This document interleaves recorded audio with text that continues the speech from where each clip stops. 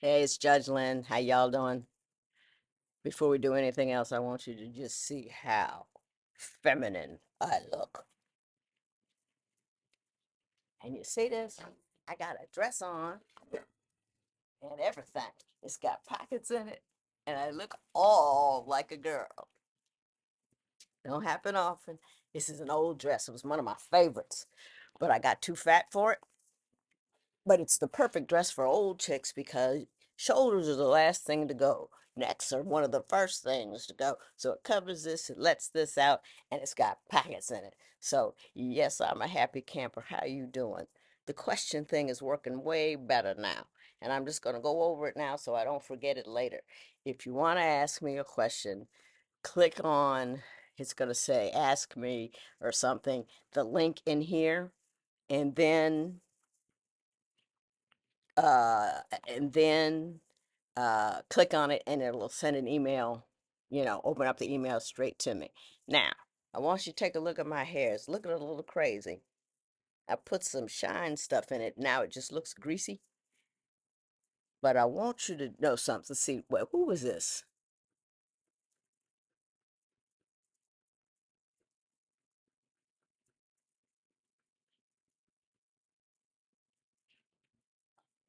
Oh, and I can't remember.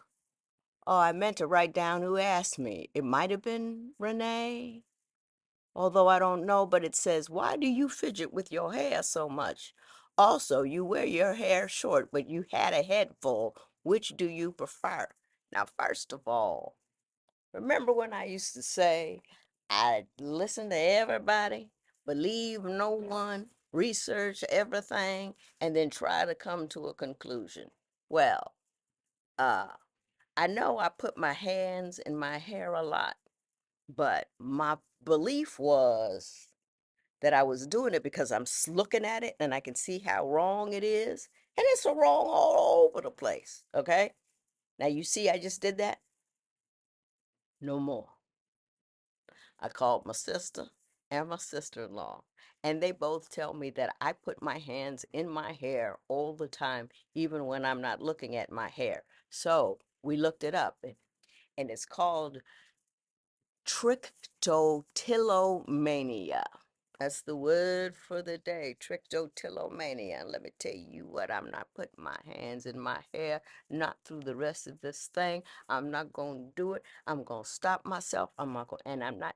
I already have so many. And do you know, they call it, it's a mental health condition.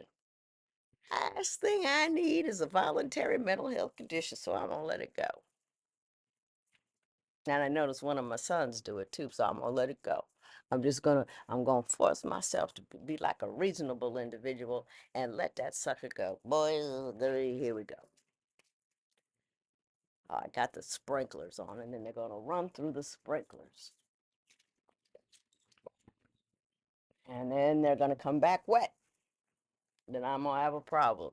So yes, so thank you very much, Renee. I believe that was you. And then she says, uh, you used to have a head full. Which do you prefer? Now, depending on the state of my editing skills right here. How? We're going to have a picture.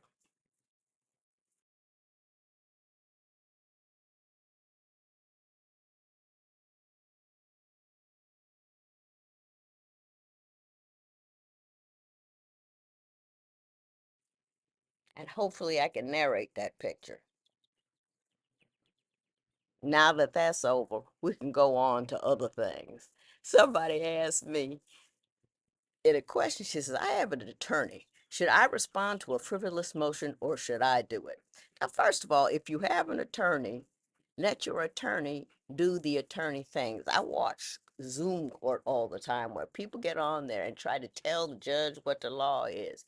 If you have an attorney, you're paying him for knowing more than you do. So, uh, how do you know it's a frivolous motion? He's got to tell you that. I mean, people get convinced you have a couple of Google searches here and Google searches there, but no, your attorney should handle it. Don't cheap on the on that end. You know what I mean?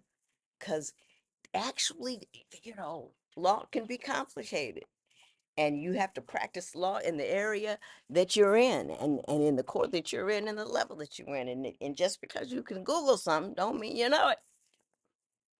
So don't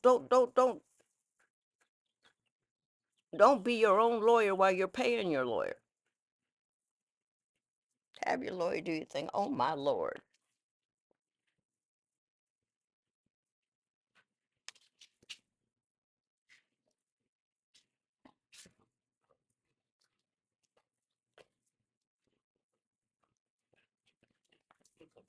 Somebody, I was watching one of those pop balloon things. This is another reason why I'm gonna try to leave my hair alone, because I kind of got into it as an issue. Uh, and I'm just gonna say this is what my hair looks like coming out of my head. And a dude was on one. Remember those pop balloons where you pop, but if you see somebody, it's a thing on TikTok, and you come out and on the most superficial of reasons for you pop your balloons if you don't like.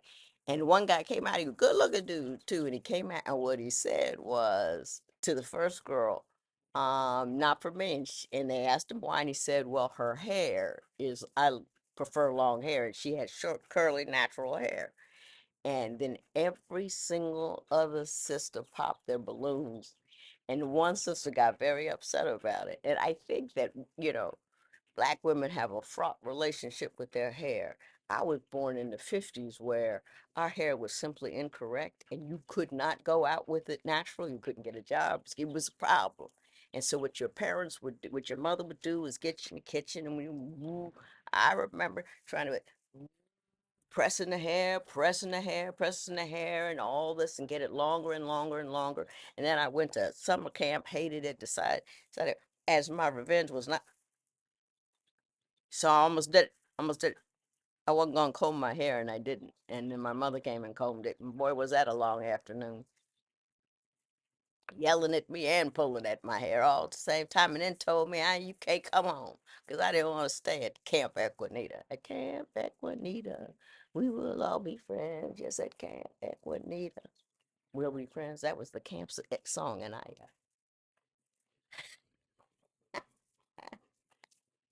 I was a terrible person back then. But anyway, listen, uh, I just wanted to come because I had on a nice dress, I think. So this is just going to be uh, a brief encounter with the people that I care about. I got a whole bunch of dollhouse stuff that I want to show you, but I want to take it up a couple of more stages before I do. Remember, if you got a question, you can ask it. And some people ask me if I can mentor them or counsel them, and I don't really think I can because I'm I'm not a professional. I'm an old chick with a lot of experience and some ideas about processes and procedures that will help allow you to navigate whatever river ridiculous you happen to be in on any particular day. Because I spent a lot of time in the river ridiculous. Really have. I remember when I was young. I was so left of center. I had my first nervous breakdown in the fourth, no, was it fourth grade or the third grade? Someone told them, take out your pencils, and I couldn't find mine. I started screaming, couldn't stop. They had to take me home. Just, I had a very lively limbic system, and I had a home life that was just with a father with a lively limbic system. And there was a lot of this that going on, and for some reason my father could hear me when he couldn't hear anybody else. So by the age of 5, I felt like I was responsible for a whole lot of things, and I ain't mad about none of it. I want you to hear that. I ain't mad about none of it. You can call my family dysfunctional if you want to, but everybody got where they were going. It wasn't perfect. It wasn't no party, but everybody got where we were going. Everybody loved each other when it at the end, and when nobody was mad when it was over. As a matter of fact, at the end of his life, when he had a lot of strokes, we would sit there and just bombard him with jokes about the kind of crap he used to do. And we would all laugh, and he would laugh. And, you don't get perfect parents. I didn't get perfect parents. Can you tell I'm a little bit sensitive on the issue of my daddy? I am, because a lot of people don't understand him. And I went on the Breakfast Club and I got a lot of comments about I didn't understand that I was in an abusive home. Let me tell you something. People come in all states of weird. I come in all states of weird. And if you can love each other and work out through your weird, it's a wonderful thing to be able to do.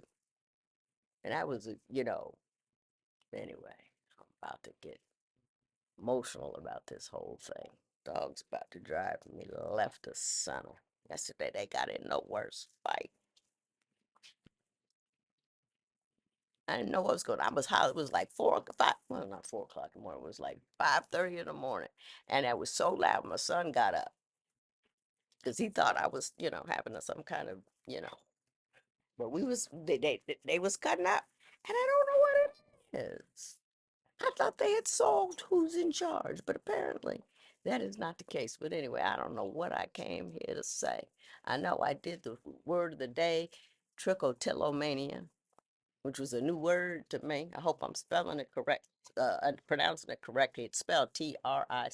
Oh, I already put it up there. I'm sorry. I apologize. But anyway, I'll get back to black women and hair some other time because I'm not interested in it anymore. I just wanted to come by, say hello, see how you're doing, and do you notice where my hands were not throughout this entire process?